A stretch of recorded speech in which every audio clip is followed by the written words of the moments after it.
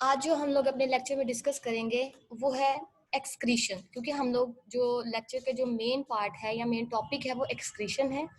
ठीक है, एक्सक्रीशन हमने प्लांट में देखा था कैसे होती है, और आज हम लोग देखेंगे excretion in animals, in different animals के डिफरेंट जो एनिमल्स हैं उनके अंदर जो एक्सक्रीशन है वो कैसे होती है। ये स्टूडेंट, तो डिफरेंट एनिमल्स जैसे हम लोग बात करते हैं जमीन पर जो से या कहीं भी दो टाइप के एनिमल होते हैं, वर्टिब्रेट और इनवर्टिब्रेट। ठीक है, और हम लोग आज जो लेक्चर डिस्कस करेंगे वो बेसिकली इनवर्टिब्रेट एनिमल्स के रिलेटेड होगा। तो सबसे पहले है hydra secretion, excretion in hydra. हम लोग हाइड्रा के अंदर देखेंगे कि उनके अंदर एक्सक्रीशन कैसे होता है, उनका जो वेस्ट मटेरियल है वो इनकी बॉडी से कैसे रिमूव आउट किया जाता है। ठीक है, तो हाइड्रा बेसिकली सबसे पहले हम लोग इसके बारे में देखते हैं हाइड्रा क्या है actually. Hydra is an animal जो फाइलम नाइडेरिया से बिलोंग करता है। ठीक है, लार्जर फाइलम है ये, नाइडेरिया से बिलोंग करता है। मोस्टली ये जो एनिमल्स होते हैं दे आर सी साइल। क्या होते हैं ये एनिमल्स सी साइल होते हैं। मतलब सी साइल का मतलब क्या है यहाँ पे, कि वो एनिमल जो हैं मूव नहीं करते, एक ही जगह पे स्टिल रहते हैं, मूव नहीं करते। क्लियर? तो ऐसे एनिमल जो मूव नहीं करते, अपनी जगह पे स्टक रहते हैं, उसको हम लोग सी साइल का नाम देते हैं। तो हाइड्रा भी उन्हीं में से एक है, सी साइल एनिमल। नेक्स्ट कहते हैं इनकी अगर बॉडी को देखा जाए, ये देखिए इनकी ये डायग्राम दिखाएगी आप लोगों को हाइड्रा, ये इसकी बॉडी है। ठीक है, ये इसके ऊपर जो ब्रांचेस सी नजर आ रही हैं, दीज आर दी टेंटाकल्स। ठीक है, टेंटाकल्स जो एक्ट कर रही होती है इसके आर्म्स के तौर पे, क्योंकि इसकी बॉडी के फर्दर यही पार्ट होते हैं। तो ये टेंटाकल्स क्या करते हैं, वाटर के अंदर मूव करते हैं और वाटर के अंदर जो इनका फूड वगैरह होता है उसको कैप्चर करते हैं, उसके जरिए इसको घेर घूर के फूड को अपने माउथ के अंदर लेके आते हैं। स्टूडेंट यहाँ पे देखें तो ये जो हाइड्रा है इसके अंदर एक सिंगल ओपनिंग होती है, ये देखें हाइपोस्टोम जिसको कहा गया है, सिंगल ओपनिंग होती है जिसके जरिए इनका फूड एंटर भी होता है और इसके जरिए जो एक्स्ट्रा वाटर वगैरह जो भी फूड है वो बाहर भी निकलता है, ओपनिंग के जरिए, सिंगल ओपनिंग है। उसके बाद देखें इनकी बॉडी के अंदर एक कैविटी सी है जो ग्रीन कलर से रिप्रेजेंट की गई है। ठीक है, तो ग्रीन कलर में दिखाया गया है कि ये एक कैविटी सी है जिसके अंदर इनका जो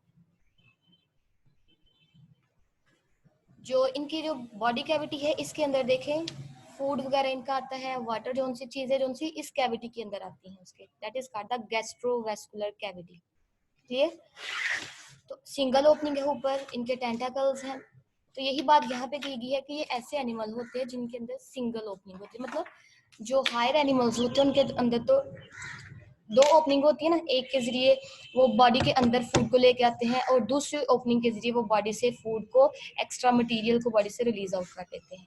ठीक है, लेकिन ये ऐसे एनिमल है हाइड्रा जो क्या करते हैं कि सिंगल ओपनिंग से ही चीजों को अपनी बॉडी के अंदर एंटर करते हैं और उसी के जरिए अपने जो वेस्ट मटेरियल होते हैं उसको रिलीज आउट करवाते हैं।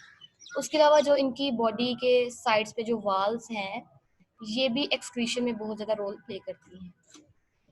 जैसा कि क्योंकि इनकी वाल जो उनसे बहुत ज्यादा थिन होती हैं, पतली होती हैं, और इनके सेल जो वाल के सेल्स हैं जिन सेल से ये वाल मिलके बनी हुई है, जैसे ये यहाँ पे सेल्स ही हैं, तो कहते हैं ये जो सेल है इनका डायरेक्ट कांटेक्ट होता है अपने एक्सटर्नल इन्वायरमेंट के साथ। ठीक है, जहाँ पे वाटर है बाहर उनका एक्सटर्नल इन्वायरमेंट, और इन सेल्स का डायरेक्ट कांटेक्ट होता है अपने एक्सटर्नल इन्वायरमेंट के साथ। तो कहते हैं इनके अंदर कोई भी स्पेशल या कोई वेल डेवलप्ड स्ट्रक्चर नहीं है, जैसे हमारी बॉडी के अंदर है किडनी है। ठीक है, इसके जरिए रिमूवल कराया जाता है। उसके अलावा हमारी बॉडी के अंदर और भी बहुत सारी स्ट्रक्चर्स हैं, ऑर्गन सिस्टम पाए जाते हैं हमारी बॉडी के अंदर, एक पूरे प्रॉपर फॉर्म में हर चीज ऑर्गेनाइज है। लेकिन हाइड्रा सिंपल ऑर्गेनिज्म है, इसलिए स्टूडेंट इनके अंदर इतनी वेल डेवलप्ड स्ट्रक्चर्स नहीं है, मतलब सिस्टम की बात कही जाए तो इनके अंदर नहीं है। तो इसी लिहाज से देखा जाए तो एक्सक्रीटरी सिस्टम जो उनसे है इनका, या जो मटेरियल को रिमूव करवाने के लिए जो स्ट्रक्चर्स जरूरी होती हैं इनके अंदर वो इतनी नहीं है, एब्सेंट है कह सकते हो। स्पेशल स्ट्रक्चर्स फॉर एक्सक्रीशन इनके अंदर एब्सेंट होती हैं। यही बात यहाँ पे डिस्कस की है, hydra does not have a special excretory structures, कि हाइड्रा के पास स्पेशल एक्सक्रीटरी स्ट्रक्चर्स मौजूद नहीं होती। इनका जो वेस्ट मटेरियल है वो डायरेक्टली या सिंपली डिफ्यूज होता है। डिफ्यूज का मतलब क्या है यहाँ पे स्टूडेंट, के मटेरियल का हाई कंसंट्रेशन से लो कंसंट्रेशन की तरफ चले जाना, ठीक है, डिफ्यूजन कहलाता है। तो यही बात यहाँ पे की गई है कि ये इनके अंदर सिंपल डिफ्यूजन के जरिए, मतलब अगर बॉडी के अंदर ज्यादा मटेरियल हो गया है, नाइट्रोजनस वेस्ट जो से हैं ज्यादा हो गए हैं, देन वो यहाँ से बाहर मूव करेंगे। देखिए यहाँ पे गैस्ट्रोवेस्कुलर कैविटी है, आगे इनकी लेयर्स स्टार्ट हो रही हैं, तो ये यहाँ से बाहर मूव कर जाएंगे, ठीक है। तो सिंपल डिफ्यूजन हाई कंसंट्रेशन से लो कंसंट्रेशन की तरफ ये नाइट्रोजनस वेस्ट मूव कर जाता है इनटू आइसोओस्मोटिक सराउंडिंग। नाइट्रोजनस वेस्ट को निकाल के अगर वाटर दूसरी चीजों को डिस्कस करें तो इनका जो अंदर वाला इन्वायरमेंट है इनके एक्सटर्नल इन्वायरमेंट के साथ आइसो है, आइसोटोनिक होता है, ठीक है। तो यही बात की गई है कि आइसोओस्मोटिक सराउंडिंग के साथ ये क्या करते हैं, अपने वेस्ट मटेरियल को रिलीज कर देते हैं। ये था हाइड्रा के बारे में स्टूडेंट, कि इनके अंदर प्रॉपर कोई अरेंजमेंट नहीं है वेस्ट मटेरियल को रिलीज करवाने के लिए। इनकी बॉडी के अंदर जस्ट क्या होता है, ये इनकी बॉडी का इंटरनल इन्वायरमेंट है, ठीक है, ये इंटरनल इन्वायरमेंट है बॉडी का, बॉडी की इनसाइड है और ये आउटसाइड है। जब चीजें यहाँ पे नाइट्रोजनस वेस्ट यहाँ पे ज्यादा होना शुरू हो जाए तो देन ये मूव कर जाते हैं बाहर with the help of this layers, ठीक है। लेयर्स के जरिए ये बाहर निकल जाते हैं और फिर वो एक्स्ट्रा मटेरियल के अंदर उसको रिलीज करवा जाता है, और इसके अंदर और कोई स्पेसिफिक स्ट्रक्चर नहीं है। अगर वाटर वगैरह को देखें, वाटर ज्यादा हो रहा है देन वो इस कैविटी के जरिए बाहर निकल जाता है, ठीक है, इस ओपनिंग के जरिए बाहर, माउथ ओपनिंग जो है उसके जरिए बाहर निकल जाता है, क्लियर। तो इसीलिए फिर कहा गया इनके अंदर कोई प्रॉपर एक्सक्रीशन के लिए कोई स्ट्रक्चर मौजूद नहीं होती। ये था एक्सक्रीशन इन हाइड्रा। हाइड्रा के अंदर जो एक्सक्रीशन होती है उसके बारे में बताया गया था कि इसके अंदर कोई भी प्रॉपर स्ट्रक्चर नहीं है। नेक्स्ट मूव करते हैं नेक्स्ट एनिमल की तरफ, excretion in planaria.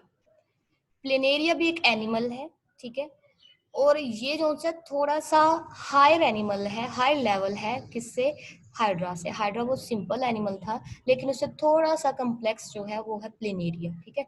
These are the representative animals, ठीक है। हम लोग इनको एज अ रिप्रेजेंटेटिव एनिमल यहाँ पे डिस्कस करेंगे। कहते हैं इनके अंदर एक्सक्रीशन कैसे होती है। मोस्टली बात करते हैं पहले प्लेनेरिया के बारे में कि ये एक्चुअली होता क्या है। This is it is a flat worms. क्या है ये फ्लैट वर्म होता है। फ्लैट वर्म मतलब चपटी नुमा, चौड़ा सा, ठीक है। इसकी जोन सी है विड्थ, जोन सी है मोटाई, डायमीटर बहुत कम होता है, जबकि इसकी बॉडी जोन सी है वो फ्लैट होती है। यहाँ पे देखें आपको नजर भी आ रहा होगा, ठीक है, इनकी बॉडी क्या होती है, फ्लैट, ये देखिए बॉडी के। और स्टूडेंट जहाँ पे इनका हम लोग कहते हैं डॉर्सल और वेंट्रल साइड की बात करते हैं, ठीक है। चूंकि यहाँ पे डॉर्सल कहते हैं ऐसी जगह या ऐसी बॉडी का पार्ट जिस साइड पे उनका वर्टिब्रल कॉलम मौजूद हो, उस सरफेस को हम लोग या उस साइड को हम लोग डॉर्सल साइड का नाम देते हैं। और उस डॉर्सल साइड के ऑपोजिट साइड पे क्या पाई जाती है, वेंट्रल साइड होती है। लेकिन चूंकि इन एनिमल्स के अंदर वर्टिब्रल कॉलम तो है ही नहीं है ना, तो फिर हम लोग क्या कहते हैं इनको, इनकी डॉर्सल साइड कौन सी है जहाँ पे आईज वगैरह, इनकी आई तो प्रॉपर नहीं है लेकिन आई स्पॉट कह सकते हो वो पाया जाए, तो उनको हम लोग कहते हैं दीज आर दी, उस साइड को हम लोग डॉर्सल साइड का नाम देते हैं, क्लियर। तो डॉर्सल साइड कौन सी है, जहाँ पे इसकी आईज वगैरह प्रेजेंट है, उस साइड को हम लोग डॉर्सल साइड का नाम देते हैं, और उससे ऑपोजिट साइड, उससे नीचे वाली साइड को हम लोग वेंट्रल साइड का नाम देते हैं, क्लियर। तो कहा जाता है ये फ्लैट वर्म्स होते हैं, इनकी बॉडी फ्लैट होती है बहुत ज्यादा, और ये फ्रेश वाटर में भी रहते हैं। ये जो फाइलम है, ये एनिमल जो से इनका फाइलम जो से है प्लेटीहेल्मिन्थीज है। प्लेटीहेल्मिन्थीज से ये बिलोंग करते हैं, और प्लेटीहेल्मिन्थीज में दो टाइप के ऑर्गेनिज्म पाए जाते हैं। कुछ जो होते हैं फ्रेश वाटर होते हैं, और उन्हीं में से कुछ जो से हैं वो पैरासाइटिक होते हैं, मतलब किसी और ऑर्गेनिज्म की बॉडी के अंदर जाके रहते हैं। तो यहाँ पे हम लोग देखते हैं जो फ्रेश वाटर भी प्लेनेरिया होते हैं, और कुछ होते हैं पैरासिटिक, ये पैरासाइट के तौर पे काम करते हैं, अपने होस्ट की बॉडी के अंदर जाके रहते हैं, ठीक है। इनके अंदर देखें एक्सक्रीटरी सिस्टम इनका देखें तो कहा जाता है कि इनके अंदर एक्सक्रीशन के लिए कुछ स्ट्रक्चर्स मौजूद हैं। Planaria has a simple tubular excretory system, मतलब इनके जो एक्सक्रीटरी सिस्टम है वो ट्यूब्यूल्स पे मुश्तमिल है। ठीक है, ट्यूब्यूल्स मतलब छोटी छोटी नालियां हैं, उस पर मुश्तमिल है। उनको हम लोग उन नालियों को, उन ट्यूब्यूल्स को हम लोग प्रोटोनेफ्रीडियम का नाम देते हैं। ठीक है, सिंपल ट्यूब्यूल्स को हम लोग प्रोटोनेफ्रीडियम का नाम देते हैं। प्रोटोनेफ्रीडियम क्या है, यहाँ पे देखें नेटवर्क है of closed tubules with in internal opening. यहाँ पे देखिए स्टूडेंट डायग्राम में, ये आपको साइड पे यहाँ पे आपको ट्यूब्स नजर आ रही हैं छोटी छोटी। ठीक है, ये देखिए यहाँ पे ये वाली ट्यूब्स नजर आ रही हैं। तो ये ट्यूब्स क्या है, these are the excretory organ of the planaria. इसके अंदर एक्सक्रीशन का प्रोसेस होना है, किस तरह इनके अंदर वेस्ट मटेरियल आता है और बाहर कैसे निकालते हैं हम लोग तो यहाँ पे डिस्कस करेंगे।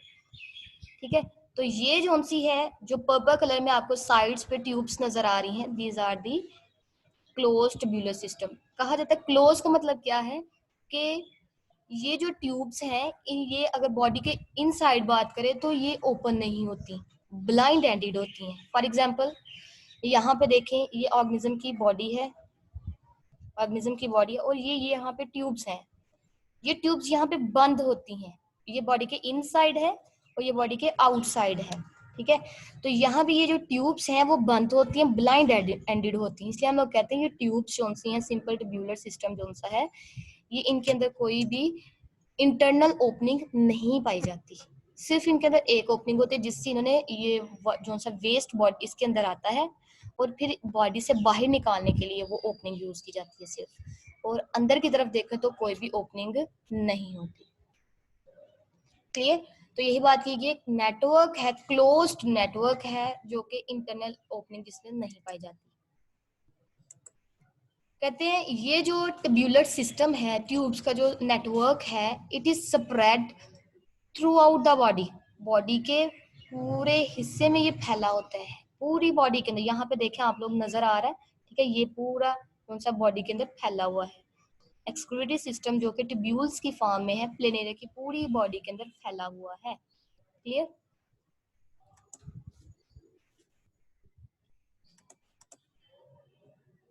नेक्स्ट देखें, कहते हैं ईच ब्रांचेस, हर ब्रांच या ट्यूबुलर सिस्टम जो सा है, आर कैप्ड, उसके ऊपर बंद होता है, सील होता है बाय अ सेलुलर सेटअप।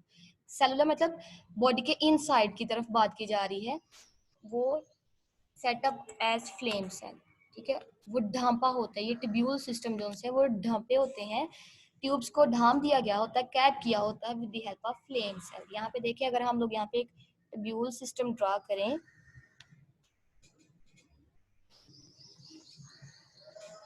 ठीक है, ये देखिए ये ट्यूब्यूलर सिस्टम है, ये देखिए यहाँ पे आपको ओपन सा लग रहा है लेकिन ये ओपन नहीं होता, हमने पीछे बात की है, ये इनके अंदर कोई भी इंटरनल ओपनिंग नहीं होती, ये बॉडी के इनसाइड अंदर की तरफ हम लोग बात कर रहे हैं। ठीक है, बॉडी के अंदर है ये ट्यूब्स। इनसाइड बात करें, ये ट्यूब्स वगैरह है, ये वाली ये ट्यूब्स हैं, तो इनके एंड पे कैपिंग की होती है, इनके एंड पे क्या चीज मौजूद होती है, यहाँ पे देखिए अगर हम लोग करें इसको थोड़ा सा ड्रा, तो इस तरह सेल पाए जाते हैं जिन्होंने इसको कैप किया होता है, इसको बंद किया होता है, इन ट्यूब्स को ओपन नहीं होने देते। ठीक है, तो इन सेल्स को एक्चुअली हम लोग फ्लेम सेल का नाम देते हैं। ठीक है, ये जो जिन सेल्स ने ट्यूबुलर सिस्टम को कैप किया हुआ है उन सेल को हम लोग फ्लेम सेल का नाम देते हैं। तो ये सेल जो से हैं बॉडी के इनसाइड की तरफ है, बॉडी की तरफ है। ठीक है, तो इसलिए हम लोग कहते हैं it is a cellular setup. ठीक है, जिसको हम लोग फ्लेम सेल का नाम देते हैं। ये देखिए डायग्राम में भी आपको नजर आ रहा है, ये देखें ये ट्यूबुलर सिस्टम है, ये भी ट्यूब्स हैं, ये भी ट्यूब्स हैं और ये भी ट्यूब्स हैं, और इसके एंड पे देखें ये वाला बड़ा सा कैप लाइक स्ट्रक्चर है। ठीक है, जिसको हम लोग फ्लेम सेल का नाम दे रहे हैं। तो फ्लेम सेल ने क्या किया हुआ है, इनके ट्यूबुलर सिस्टम को कैप किया हुआ है, उसको बंद किया हुआ है। फ्लेम सेल के प्रोटोनेफ्रीडिया भी हम लोग कहते हैं, इसका सेकेंड नेम जो सा है। अब कहते हैं फ्लेम सेल काम कैसे करता है, इसकी वर्किंग देखें। कहते हैं हर फ्लेम सेल, अगर यहाँ पे हम लोग एक फ्लेम सेल को ड्रा करें, ये है एक फ्लेम सेल और नीचे ये ट्यूब स्टार्ट है, ठीक है। तो कहते हैं हर फ्लेम सेल के ऊपर टफ्ट ऑफ सीलिया, टफ्ट कहते हैं गुच्छा सा, ठीक है, बहुत ज्यादा जिसको कहते हैं टफ्ट ऑफ सीलिया, सीलिया बहुत ज्यादा प्रेजेंट होते हैं। टफ्ट ऑफ सीलिया, सीलिया बहुत ज्यादा प्रेजेंट होते हैं। ये सीलिया फिर बीट करते हैं, बीट मतलब एक दूसरे के साथ ये मूवमेंट शो करते हैं, आगे पीछे हिलते हैं, कभी इधर कभी उधर, तो बीटिंग होती है इनकी, टकराते हैं एक दूसरे के साथ, ठीक है। इनकी बीटिंग की वजह से क्या होता है, जो बॉडी का इनसाइड अंदर की तरफ इंटरस्टिशियल फ्लूइड होता है, इंटरस्टिशियल फ्लूइड हमने लाल अपने पिछले लेक्चर्स पे भी डिस्कस किया है, क्या होता है, ऐसा फ्लूइड जो टिश्यूज के इर्द गिर्द पाया जाता है, ठीक है, उसको हम लोग इंटरस्टिशियल फ्लूइड का नाम देते हैं। और चूंकि ये बॉडी के अंदर पाया जाता है इंटरस्टिशियल फ्लूइड, हम लोग यहाँ पे फिर यहाँ पे इंटरस्टिशियल फ्लूइड को ही इसको नाम देंगे, इस फ्लूइड को। तो यहाँ पे फ्लूइड प्रेजेंट है, ये देखें, ये फ्लूइड है। जब ये सीलिया बीट करते हैं, मूव करते हैं, तो इनकी वजह से क्या होता है, ये जो इंटरस्टिशियल फ्लूइड बाहर प्रेजेंट है, ये इसकी वजह से अंदर की तरफ प्रोपेल होता है, इसको धकेल दिया जाता है। सीलिया की मूवमेंट की वजह से जो इंटरस्टिशियल जो बॉडी का फ्लूइड है वो इन ट्यूब्स के अंदर, इन सेल्स के अंदर आ जाता है। यहाँ पे देखिए डायग्राम के अंदर, ये देखिए एरो शो करवाया जा रहा है, बाहर का जो फ्लूइड था, मतलब बॉडी का, बॉडी से बाहर की बात नहीं कर रहे हम लोग, बॉडी के अंदर की बात कर रहे हैं, ठीक है। ये जो फ्लूइड है उनका इंटरस्टिशियल फ्लूइड, वो इन फ्लेम सेल्स के अंदर आना शुरू हो जाता है, किसकी वजह से, सीलिया की बीट करने की वजह से। Clear student. फिर क्या होता है, जो इंटरस्टिशियल फ्लूइड है वो इनके अंदर आ जाता है। इंटरस्टिशियल फ्लूइड से मुराद जो वेस्ट मटेरियल है इनका, फ्लूइड के साथ साथ वेस्ट मटेरियल भी आ जाता है, वो यहाँ पे आता है। देन यहाँ पे एक लंबी सी डक्ट स्टार्ट हो जाती है। नेक्स्ट देखते हैं हम लोग, ठीक है। तो कहते हैं ये टब्यूलर सिस्टम जोन सा है, टब्यूलर सिस्टम मतलब जो ट्यूब्स का सिस्टम है, ये डायग्राम में देखिए, ये ट्यूब है, ये ट्यूब है, ये ट्यूब है, ये सारी की सारी ड्रेन मतलब ओपन होती हैं किसके अंदर, एक्सक्रीटरी डक्ट के अंदर। एक बड़ी सी नाली है जिसके अंदर ये डक्ट्स के अंदर ये ओपन हो जाती है, ठीक है। नालियों के अंदर ये बड़ी जोन सी, डक्ट और ट्यूब में क्या डिफरेंस है, ट्यूब जोन सी है वो छोटी होती है, उसका डायमीटर थोड़ा होता है, ठीक है, जबकि जो डक्ट होती है वो बड़े साइज की होती है और उसका डायमीटर जोन सा है वो ज्यादा होता है। क्लियर। तो कहते हैं फिर यहाँ से फ्लूइड जो सा बॉडी से फ्लेम सेल में आया है, बॉडी के जो से इंटरस्टिशियल फ्लूइड था वो फ्लेम सेल में आता है, उस इंटरस्टिशियल फ्लूइड के अंदर एक्स्ट्रा जो वेस्ट मटेरियल है वो भी होता है, वो इसके अंदर आता है। फिर ये ट्यूब्स कौन सी हैं, एक बड़ी सी डक्ट के अंदर ओपन होती है, that is called the excretory duct. उसके अलावा देखिए फिर एक्सक्रीटरी डक्ट जोन सी है, जितने भी फ्लेम सेल है वो अपने सारे के सारे इन ट्यूबुलर सिस्टम्स के जरिए अपना वेस्ट मटेरियल जो उन्होंने बाहर से कलेक्ट किया है इन ट्यूब्स के अंदर, एक्सक्रीटरी डक्ट के अंदर ड्रेन कर देते हैं, फेंक देते हैं। फिर आगे ये एक्सक्रीटरी डक्ट क्या करती है, एक्सक्रीटरी डक्ट क्या करती है, कहते हैं ये ओपन होती है टू द एक्सटीरियर, एक्सटीरियर मतलब बाहर की तरफ ये ओपन होती है, बॉडी से बाहर की तरफ पोर्स की फॉर्म में ओपन होती हैं ये डक्ट्स, ठीक है। मतलब यहाँ पे देखें तो ये इस तरह ये एक सुराख सा होता है जो बॉडी से बाहर की तरफ होता है, और ये बहुत ज्यादा होते हैं इसकी बॉडी के ऊपर, ठीक है। तो कहते हैं ये जो एक्सक्रीटरी डक्ट है ये बाहर की तरफ खुलती हैं थ्रू सेवरल एक्सक्रीटरी पोर्स, ठीक है, डेट इज कॉल्ड, उन एक्सक्रीटरी पोर्स को हम लोग नेफ्रिडियो पोर्स का नाम देते हैं। क्लियर। उन पोर्स को जो बाहर की तरफ खुल रहे हैं उनको नेफ्रिडियो पोर्स का नाम देते हैं। ये डायग्राम देखें, ये देखिए ये फ्लेम सेल दिखाया गया है, बाहर का फ्लूइड अंदर आ रहा है, फिर ये ट्यूबुलर सिस्टम के अंदर आया है, ट्यूब्स के अंदर आ रहा है, यहाँ पे ये ट्यूब्स हैं, ठीक है, और फिर ये ट्यूब्स कौन सी हैं, ये जो सी फर्दर ये बड़ी वाली जो एक लार्ज ट्यूब है that is called excretory duct. Excretory duct यहाँ से देखें बाहर की तरफ ओपन हो रही है, ठीक है, ये देखें, और यहाँ पे देखें ये पोर्स आपको नजर आ रहे हैं, this is the opening of the excretory duct, excretory duct की ओपनिंग है जो बॉडी से बाहर की तरफ दिखाई दी है। क्लियर। तो बाहर की तरफ ये ओपन हो रही है और इन पोर्स को फिर हम लोग नाम देते हैं नेफ्रिडियो पोर्स का। क्लियर। ठीक है। तो इन नेफ्रिडियोपोर्स के जरिए क्या हो रहा है, वेस्ट मटेरियल जो बॉडी का था वो बाहर निकाल दिया जा रहा है। क्लियर। तो nephridiopores, these are the pores that are responsible for the excretion of the waste material.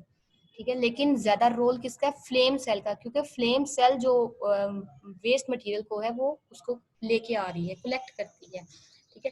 तो नेफ्रेडियोपोर्स फिर उन पोर्स को कहा जाता है जिसके जरिए प्लेनेरिया के जो एक्सक्रीटरी वेस्ट मटेरियल है उसको बॉडी से बाहर रिलीज करवाया जा रहा है। क्लियर। कहते हैं अब ये जो फ्लेम सेल हैं, ये वाले सेल, इनको फ्लेम सेल क्यों कहते हैं हम लोग? ये सेल जिन्होंने ट्यूब्यूलर सिस्टम को कैप किया हुआ है, बंद किया हुआ है, इनको हम लोग फ्लेम सेल का नाम क्यों देते हैं? रीजन कोई ना कोई होगी। कहते जब इनके सीलिया बीट करते हैं, मूव करते हैं, it looks like a flickering flame. ऐसे लगता है जैसे कोई फ्लिकरिंग फ्लेम, कहते फ्लेम कोई आग शोला, ठीक है, फ्लिकरिंग जलता हुआ। ठीक है। जैसे हम लोग यहाँ पे कैंडल की आपने देखी होगी, कैंडल, ठीक है, इस तरह। तो यहाँ उसके ऐसे लाइट सी होती है, ठीक है, शुआएं, कभी थोड़ी होती है कभी ज्यादा होती है, इसी तरह। ठीक है। इसी तरह बिल्कुल इन ये जो सेल होते हैं फ्लेम सेल, उनके भी सीलिया वैसे ही मूव कर रहे होते हैं। उनके भी सीलिया क्या कर रहे होते हैं, मूव कर रहे होते हैं। बिल्कुल किस तरह, जैसे एक जलता हुआ शोला होता है, उसकी जो लाइट होती है। तो इसीलिए उसी से हमने इसको तशबीह दी हुई है, क्योंकि रिजेंबल इसकी स्ट्रक्चर कुछ उस तरह का रही होती है। तो उसकी वजह से हम लोग कहते हैं कि ये फ्लेम सेल है। फ्लेम सेल मतलब जलते हुए शोले की तरह के ये सेल लगते हैं, इनके सीलिया की मूवमेंट की वजह से। क्लियर। तो इसलिए हम लोग इन सेल्स को फ्लेम सेल का नाम देते हैं। नेक्स्ट देखें, नेचर ऑफ एक्सक्रीटरी मटेरियल। जो प्लेनेरिया से जो वेस्ट मटेरियल है उसकी हम लोग बात करते हैं। पहले हम लोग फ्रेश वाटर में जो प्लेनेरिया रहते हैं उसकी बात करते हैं। तो जो प्लेनेरिया फ्रेश वाटर में रहते हैं, कहते हैं वो एक्सक्रीट करते हैं very dilute urine. Dilute urine मतलब बहुत ही ज्यादा थिन यूरिन, पतला, जिसके अंदर पानी बहुत ज्यादा होता है। क्यों? क्योंकि ये ऑर्गेनिज्म की बॉडी है, ये उसका एक्सटर्नल इन्वायरमेंट है। हाइपो का मतलब होता है ज्यादा वाटर, फ्रेश वाटर में बाहर ज्यादा वाटर होता है। ठीक है। तो वाटर जो सा है ऑर्गेनिज्म की बॉडी के अंदर जाना शुरू कर देता है। क्लियर। तो जब वाटर ज्यादा इनकी बॉडी के अंदर जाएगा, तो एक खास लिमिट से ज्यादा जब वाटर बॉडी के अंदर हो जाएगा, तो ये क्या करेंगे, उसको अपनी बॉडी से रिमूव करवाने की कोशिश करते हैं। तो इसलिए ज्यादा से ज्यादा पानी को बॉडी से रिमूव करवाने के लिए ये डाइल्यूट यूरिन प्रोड्यूस करते हैं, जो हमने अपने लास्ट लेक्चर्स में भी डिस्कस किया था कि जो फ्रेश वाटर में एनिमल रहते हैं वो डाइल्यूट यूरिन प्रोड्यूस करते हैं। क्लियर। उसके बाद देखें जो पैरासिटिक फ्लैटवर्म्स होते हैं। पैरासिटिक फ्लैटवर्म्स, जो फ्लैटवर्म्स किसी और ऑर्गेनिज्म की बॉडी के अंदर रहते हैं, ठीक है, अपने होस्ट की बॉडी के अंदर, किसी और ऑर्गेनिज्म की बॉडी के अंदर जाके रहें। ऐसा नहीं होता कि एक फ्लैटवर्म अपने फ्लैटवर्म दूसरे अपनी सेम स्पीशी के फ्लैटवर्म के अंदर जाके रहना शुरू करता है, ऐसा नहीं होता। पैरासाइट जो होते हैं वो डिफरेंट स्पीशीज की बॉडी के अंदर जाके रहते हैं, उनके ऑर्गेनिज्म के अंदर रहते हैं। ठीक है। तो कहते हैं जो पैरासिटिक फ्लैटवर्म्स होते हैं आर आइसोटोनिक होते हैं टू देयर होस्ट इन्वायरमेंट, कि इनकी बॉडी के अंदर जो मटेरियल होता है, वाटर वगैरह, साल्ट वगैरह होते हैं, वो आइसोटोनिक मतलब बिल्कुल सेम होता है जैसा कि इनके होस्ट की बॉडी का इन्वायरमेंट होता है, आइसोटोनिक उसके साथ। लेकिन कहा जाता है इनके अंदर जो नाइट्रोजनस वेस्ट प्रोड्यूस होती है पैरासाइट की बॉडी के अंदर, ठीक है, उनको तो बाहर निकालना है ना, तो उनके लिए क्या करवाया जाता है, नाइट्रोजनस वेस्ट को बाहर डिस्पोज किया जाता है, बाहर निकाला जाता है। तो फ्रेश वाटर में फिर क्या होगा, इनका जो एक्सक्रीटरी प्रोडक्ट है, जो बाहर इन्होंने चीजें निकालनी है, वाटर है। ठीक है। जबकि पैरासिटिक फ्लैटवर्म्स के अंदर उनका एक्सक्रीटरी मटेरियल देखें तो उनका एक्सक्रीटरी मटेरियल नाइट्रोजनस वेस्ट है। क्लियर हो गया कि इनके जो एक्सक्रीटरी मटेरियल है वो डिफरेंट है अकॉर्डिंग टू देयर हैबिटेट। जो फ्रेश वाटर में रहते हैं वो वाटर को रिलीज करते हैं एज ए वेस्ट मटेरियल, जबकि पैरासिटिक फ्लैटवर्म है वो नाइट्रोजनस वेस्ट को रिलीज करते हैं as a waste material. Clear हो गया। नेक्स्ट देखें, ये था प्लेनेरिया के बारे में जो कंप्लीट हो गया है। नेक्स्ट जो थर्ड टाइप है जो एनिमल की जो हम लोग डिस्कस करेंगे अपने लेक्चर में, that is the earthworm. Student, earthworm क्या होता है? आपने ये बहुत ज्यादा कॉमन ऑब्जर्वेशन है, आप लोगों ने देखा भी होगा, ठीक है। ये एनिमल है जो फाइलम एनालिड्स से बिलोंग करता है। एनालिड्स क्या होते हैं? मोस्टली लंबे लंबे से होते हैं, बहुत पतले पतले से जो लिविंग ऑर्गेनिज्म होते हैं, ठीक है। इनवर्टिब्रेट होते हैं ये भी, तो बहुत पतले पतले से होते हैं और लंबे लंबे होते हैं, इलोंगेटेड बॉडी होती है इनकी मोस्टली। तो कहते हैं जो रिंग वर्म्स होते हैं या एनालिड्स हैं, इनको हम लोग दूसरा नाम भी देते हैं, रिंग वर्म कहते हैं या फिर सेगमेंटेड वर्म्स का नाम देते हैं। रिंग वर्म क्यों कहते हैं और सेगमेंटेड का क्या मतलब है? रिंग मतलब इनकी बॉडी के ऊपर रिंग से पाए जाते हैं। यहाँ पे देखें, ये सर्कुलर से यहाँ पे नजर आ रहे हैं आप लोग को स्ट्रक्चर्स, ठीक है। तो रिंग लाइक इनकी बॉडी होती है, और सेगमेंट कहते हैं बॉडी के हिस्से हुए होते हैं, पार्ट्स बने होते हैं। जैसे यहाँ पे हम लोग ड्रॉ करें, ठीक है, तो यहाँ पे आप लोग किस तरह के नजर आते हैं, यहाँ पे नजर आ रहे होंगे। ये एक पार्ट है बॉडी का, ये दूसरा है, ये थर्ड वाला है ये, और हर पार्ट को हम लोग सेगमेंट का नाम देते हैं, ठीक है। सो डेट हम लोग कहते हैं इसकी बॉडी सेगमेंट्स में डिवाइड है, इसके बॉडी के अंदर क्या पाए गए हैं? सेगमेंट्स पाए गए, इसकी बॉडी के पार्ट्स बनाए गए हैं, ठीक है। अगर हम लोग आगे फर्दर इसको देखेंगे भी सही, तो कहते हैं ये ऐसे एनिमल हैं जिनकी बॉडी के अंदर सेगमेंट्स पाए जाते हैं, और मोस्टली ये टेरेस्ट्रियल इन्वर्टिब्रेट कहलाते हैं। क्यों? क्योंकि ये जमीन पे मोस्टली पाए जाते हैं। टेरेस्ट्रियल का वर्ड ही जमीन के लिए यूज करते हैं हम लोग, के लैंड पे पाए जाते हैं। इनके अंदर जो एक्सक्रीटरी ऑर्गन है वो कौन सा है? किसके जरिए ये अपनी बॉडी का मटेरियल जो सा है वो रिलीज आउट करवाते हैं? हमने भी पढ़ा हाइड्रा, जो बहुत ज्यादा सिंपल ऑर्गेनिज्म था। उसके बाद हमने पढ़ा है प्लेनेरिया, वो थोड़ा सा उससे कॉम्प्लेक्स होता है। अर्थवर्म इन दोनों से ज्यादा डिवेल्प एनिमल है, ठीक है। तो इनके अंदर जो एक्सक्रीटरी ऑर्गन होगा वो इन दोनों पिछले दोनों की निस्बत ज्यादा थोड़ा सा बेहतर होगा। तो एक्सक्रीटरी ऑर्गन जो कि अर्थवर्म के अंदर प्रेजेंट होता है, इट इज कॉल्ड द मेटानेफ्रीडियम, ठीक है। उसको मेटानेफ्रीडियम का नाम देते हैं। मेटानेफ्रीडियम आगे क्या है स्टूडेंट? इनके अंदर भी टब्यूलर एक्सक्रीटरी सिस्टम पाया जाता है, ठीक है। मेटानेफ्रीडियम जिसको हम लोग कहते हैं, कि अर्थवर्म की बॉडी को देखें, अगर हम लोग सेगमेंट की आगे बात करेंगे, ठीक है, तो वो आपको डायग्राम में दिखाएंगे भी सही, कि जो इनका जो एक्सक्रीटरी ऑर्गन है वो भी टब्यूल की फॉर्म में है। टब्यूल की फॉर्म में होता है।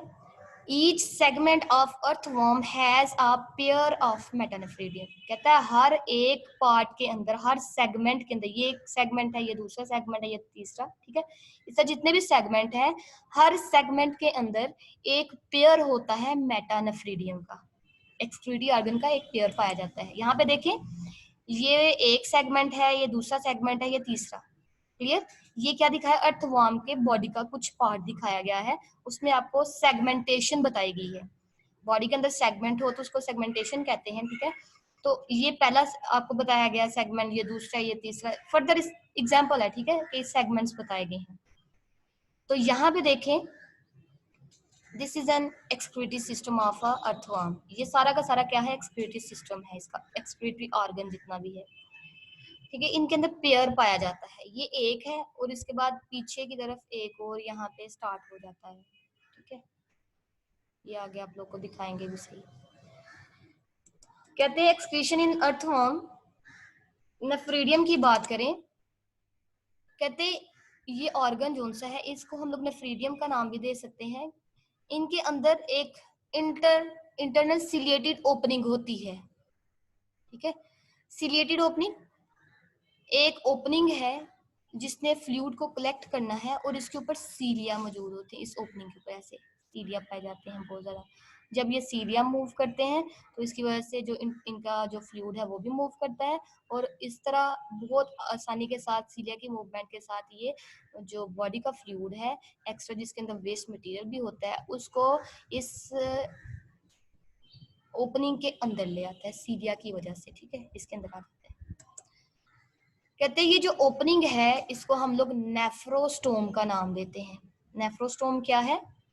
ये ओपनिंग है, ठीक है, एक पोर है, ओपनिंग है जिसके ऊपर सीलिया मौजूद होता है। ये क्या करता है, आगे हम इसका फंक्शन भी देखेंगे, कि ये मटेरियल को कलेक्ट करता है, फ्लूइड को बाकी बॉडी के सेगमेंट से वो क्या कर रहा होता है? कलेक्ट कर रहा होता है। ये नेफ्रोस्टोम इमर्ज्ड इन सिलोमिक फ्लूइड। सिलोमिक फ्लूइड क्या होता है स्टूडेंट?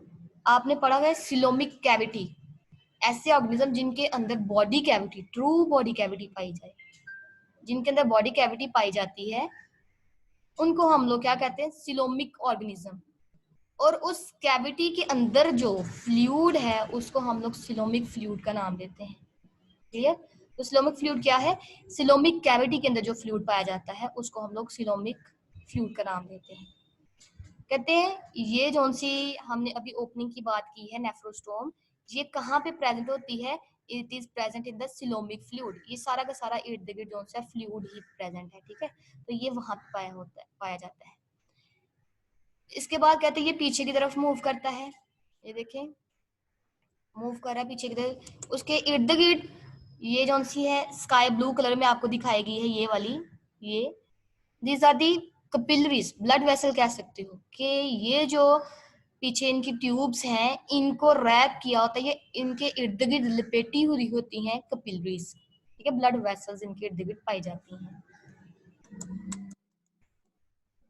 आगे है नेफ्रोस्टोम का फंक्शन, जो हमने पीछे भी थोड़ा सा देखा है कि ये जो कैविटी है, ये पोर है जो, सॉरी, ये जो पोर है, ओपनिंग है, ये क्या करती है? सिलोमिक फ्लूइड को कलेक्ट करती है, इधर से एक्स्ट्रा जो सा है जिसके अंदर वेस्ट मटेरियल है उसको कलेक्ट करती है। फिर ये फ्लूइड को मूव करती है long the tubule in tubes के अंदर। फिर ये ट्यूब्स जो सी एपिथेलियम वाल से मिलकर बनी होती हैं, ये जो ट्यूब है पतली सी, ठीक है, एपिथेलियम वाल, उसके जरिए क्या किया जाता है? रीएब्जॉर्प्शन ऑफ सॉल्ट वगैरह या जो यूजफुल मटेरियल होता है जो इसकी बॉडी को रिक्वायर होता है वेस्ट के अलावा, उसकी यहाँ पे रीएब्जॉर्प्शन भी करवाई जाती है फ्रॉम द ल्यूमन। ल्यूमन कहते हैं खाली जगह जो ट्यूब के अंदर होती है। अगर हम लोग यहाँ पे देखें, ये एक हमने बनाई है इनकी ट्यूब्यूल, ये वाली, ठीक है? तो इसके अंदर जो वेस्ट मटेरियल भी है उसके साथ साथ यूजफुल मटेरियल भी है। ये जो एपिथेलियम है इन्होंने क्या किया है? एब्जॉर्ब कर लिए हैं यूजफुल मटेरियल, साल्ट वगैरह, और इनके इर्द गिर्द जो सी हैं ब्लड वेसल्स पाई जाती हैं, कैपिलरीज। फिर ये यहाँ से इधर मूव कर जाते हैं, ठीक है? तो इस तरह कहते हैं रीएब्जॉर्प्शन हो गई है साल्ट वगैरह की, और फिर उसको सराउंडिंग नेफ्रीडियम की तरफ भेज दिया जाता है। बाकी जो बच जाता है उसको फिर यूरिन की फॉर्म में, ये जो सा यहाँ पे रह गया है ना, ये जो एक्स्ट्रा मटेरियल जो यूजफुल तो इधर चला गया, बाकी जो एक्स्ट्रा मटेरियल यहाँ पे रह गया है उसको क्या किया जाता है? यूरिन की फॉर्म में बॉडी से रिमूव आउट कर दिया जाता है, और साथ में उसके नाइट्रोजनस वेस्ट भी। स्टूडेंट, बाहर की तरफ एक ओपनिंग होती है, ठीक है, नेफ्रोस्टोम उसको कहा जाता है, जो क्या करती है, ये देखिए आपको यहाँ पे नजर आ रही होगी, नेफ्रोस्टोम या नेफ्रिडियोपोर होता है। इसके जरिए ये इस एक सेगमेंट का जो वेस्ट मटेरियल है वो बाहर की तरफ रिलीज आउट करवा दिया जाता है, ठीक है? यहाँ पे देखिए इस डायग्राम के अंदर आपको नजर आ रहा है, ठीक है? यहाँ पे देखें ये एक नेफ्रोस्टोम है,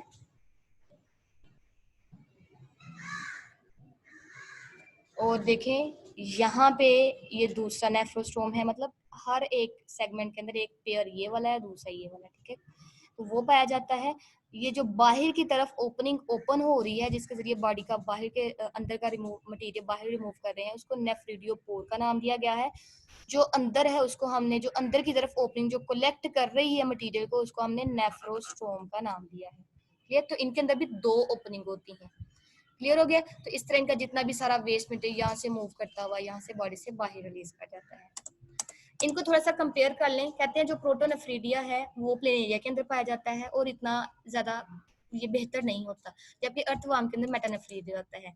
उसके बाद प्लेन एरिया के अंदर ये जो प्रोटोनेफ्रीडिया ये एंशियंट फॉर्म है, जबकि ये अर्थवर्म जो सा है वो डिवेल्प थोड़ी सी बेहतर इसकी फॉर्म है एक्सक्रीशन के लिए। इंटरस्टिशियल फ्लूइड इनके अंदर पाया जाता है, उनके अंदर सिलोमिक फ्लूइड होता है।